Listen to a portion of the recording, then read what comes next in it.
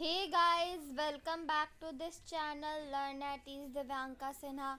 और आज हम करने जा रहे हैं क्लास 9th एनसीईआरटी बुक का हिस्ट्री का फर्स्ट चैप्टर का पार्ट 5। तो आज हम इस वीडियो लेक्चर में देखेंगे द रीजन ऑफ टेरर। तो कौन कौन से रीजन थे जो कि टेरर के लिए थे, कहाँ पे ज़्यादा खतरा था।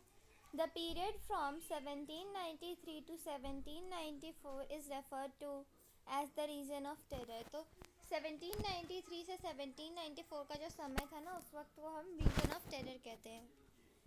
रॉबर्सपायरे followed a policy of severe control and punishment. तो रॉबर्सपायरे जो था ना, उसने क्या किया था, एक पॉलिसी फॉलो की थी जिसमें वो सेवियर कंट्रोल और पनिशमेंट देता था। All those whom he saw as being enemies of the republic, तो जिनका वो एनिमीज सोचता था रिपब्लिक के, ex-nobles and clergy, members of other political parties, even members of his own party who did not agree his method were arrested, imprisoned and then tried by a revolutionary tribunal. तो ये सारे जितने भी लोग थे इसको, जो इसके बातों को नहीं मानते थे, एक्स नोबल्स, क्लर्जी हो गया, उसके खुद के पार्टी के मेंबर हो गए, जो भी इसकी बात ना माने, तो ये उनको जेल में डलवा देता था और उनको रिविशनरी ट्राइब्यूनल में डलवाने की कोशिश करता था। If the court found them guilty they were guillotined. तो अगर कोर्ट को लगे कि वो गिल्टी है तो उन्हें छोड़ दिया जाता था। The guillotine is a device consisting of 2 poles and a blade with a person is beheaded. It was named after Dr. Guillotin who invented it। तो उनको मतलब गंजा कर दिया जाता था, मतलब अगर उनको लगता था कि ये गिल्टी है तो उनको उनके बाल मुंड दिए जाते थे, ठीक है। और ये किसके द्वारा इन्वेंट की गई थी? गिलिटिन के द्वारा, ठीक है।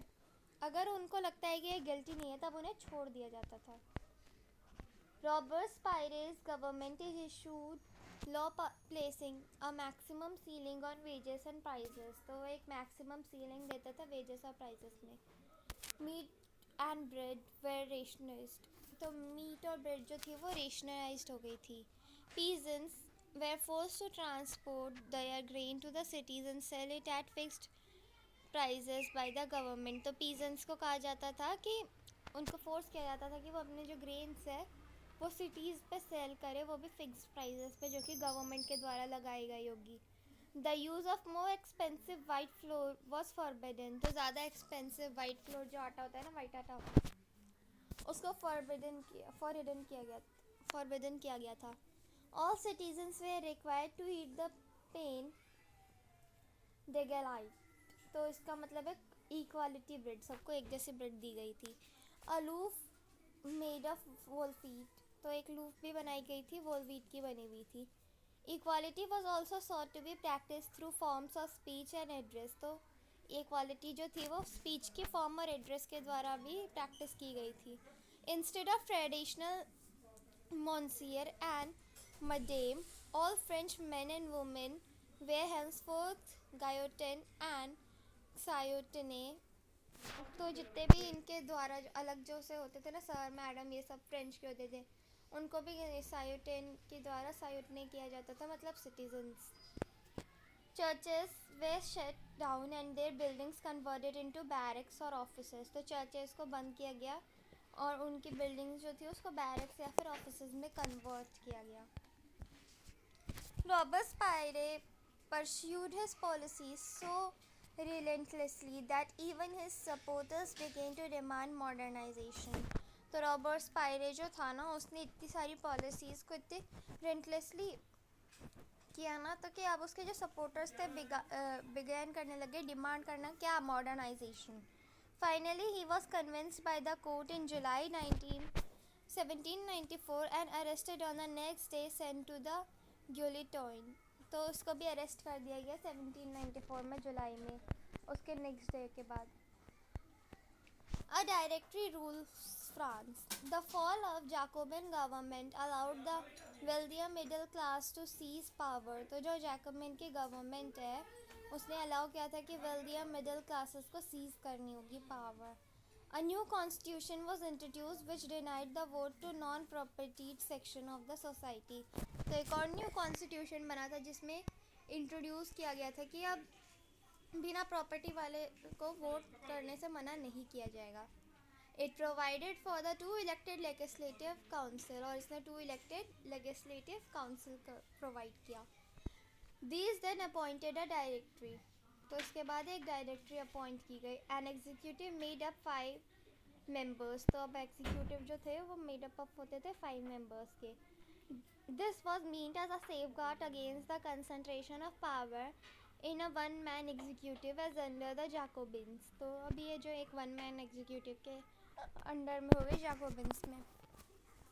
However, the directors often clashed with the legislative council, who then sought to dismiss them. लेकिन फिर भी डायरेक्टर्स कभी कभी उनके ऊपर गुस्से पे आ जाते थे लेजिस्लेटिव काउंसिल के ऊपर, और उनको सॉट किया जाता था डिसमिस करने का. The political instability of directory paved the way for the rise of military dictator Napoleon Bonaparte. तो इन सारी पॉलिटिकल इंस्टेबिलिटी के कारण अब एक मिलिट्री डिक्टेटर का जन्म हुआ जिसका नाम था नेपोलियन बोनापार्टे.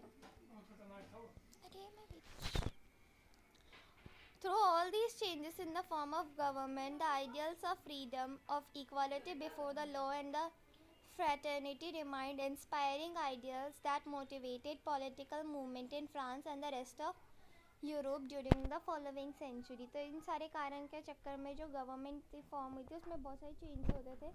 उनके ideals of freedom, equality before law, ये सब भी बदलते रहते थे और इंस्पायर करते रहते थे, उनको मोटिवेट करते रहते थे. और फ्रांस और रेस्ट ऑफ यूरोप पे उस सेंचुरी में did women have a revolution. From the very beginning, women were active participants in the event which brought so many about political changes in France society.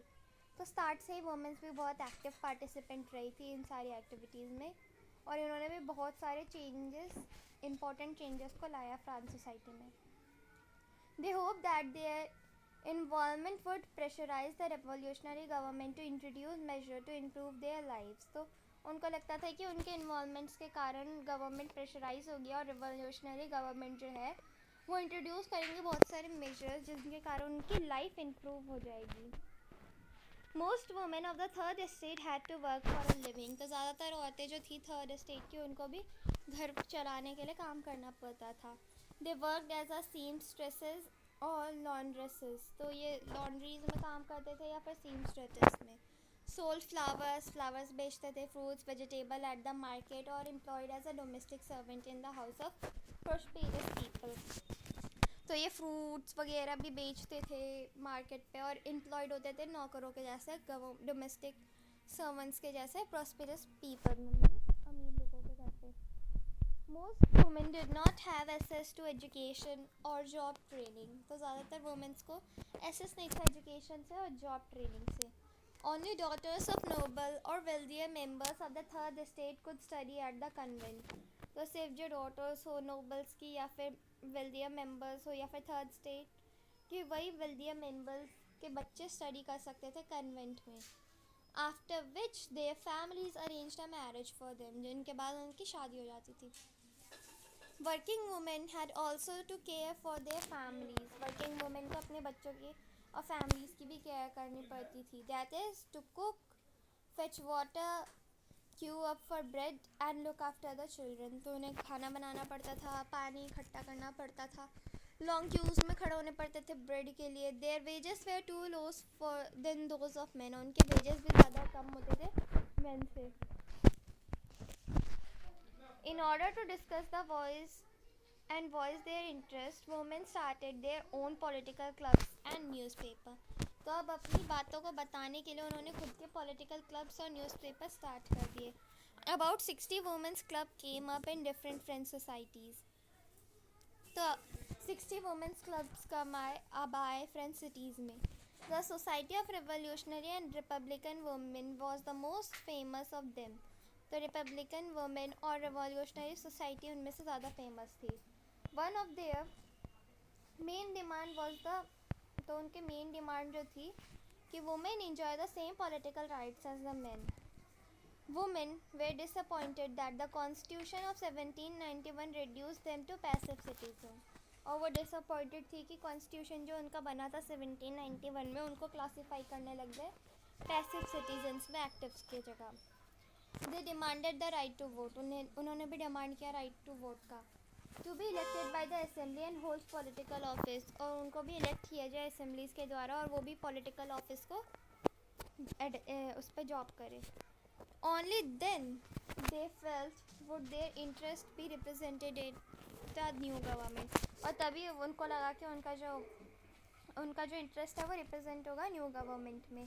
In the early years, the revolutionary government did not introduce law that helped to improve the lives of women. तो पहले के कुछ सालों में जो revolutionary government थी वो introduce नहीं करे थे लॉ जिनसे कि इनकी लाइफ इम्प्रूव हो पाए। Together with the creation of state school, schooling was made compulsory for all girls, their fathers could no longer force them into marriage against their will. तो जब से ये सब चीज़ें होने लग गई, marriage was made into a contract entered into freely and registered under civil law. तो मैरिज जो थी अब वो एक कॉन्ट्रैक्ट होने लग गई जो कि एंटर किया जाता था फ्रीली और रजिस्टर किया जाता था सिविल लॉ के अंडर में। Marriage was made into a contract enter freely हो गया था। Divorce was made legal and could be applied for by both women and main. तो अब डाइवोर्स को लीगल बनाया गया, अब दोनों के द्वारा ये अप्लाई किया जा सकता है। Women could not train for jobs, could become artists or run small business. अब वुमेन्स जो है वो ट्रेन्स पे जॉब्स के लिए जा सकती थी, आर्टिस्ट बन सकती थी और स्मॉल बिजनेसेस को रन कर सकती थी। Women struggle for equal political rights however continued. तो वुमेन्स का जो स्ट्रगल था इक्वल पॉलिटिकल राइट्स के लिए वो फिर भी कंटिन्यू रहा। During the reign of terror the new government issued law ordering closure of women's club and banning their political activities.